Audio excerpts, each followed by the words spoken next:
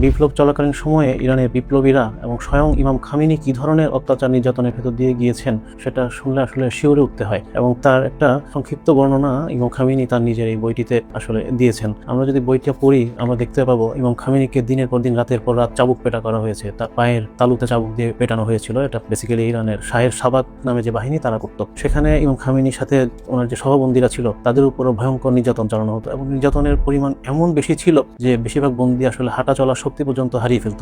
ইমাম খামেনিকে অত্যাচার করতে করতে এমন পর্যায়ে নিয়ে যাওয়া হয়েছে তার চেহারা পর্যন্ত আর চেনা যেত না, তার দাড়ি পর্যন্ত কামিয়ে দেওয়া হয়েছিল। কিন্তু এত কিছুর পরেও জেলের ভেতরেও ওনাদের যে আন্দোলনের কাজ, বিপ্লবের কাজ সেটা চলমান ছিল। ওনারা মোর্স কোডে কথাবার্তা বলতেন, আরবিতে কথাবার্তা বলতেন, কোরআনের মতো সুর করে করে একজন বন্দী অন্যজন বন্দীর কাছে এভাবে তারা মেসেজ পাঠাতেন এবং এভাবেই তারা দিনের পর দিন সংগ্রাম করে একটা আন্দোলনকে আসলে সফল করেছেন এবং এই বন্দী জীবন থেকে তিনি ইরানের রাষ্ট্রপ্রধান হয়েছেন এবং ইরানের সর্বোচ্চ নেতা হয়েছেন। আসলে বইটা যখন পড়তে যাই, সমস্ত ঘটনা যখন পড়ি, একেবারেই তন্ময় হয়ে থাকতে হয়। বই থেকে আসলে ওঠা যায় না একেবারে পড়া শেষ না করে। ইমাম খামেনির যে জীবন সংগ্রাম তিনি তার এই বই সেল নম্বর 14 এটার মধ্যে বিস্তারিত লিপিবদ্ধ করেছেন, আপনারা পড়বেন।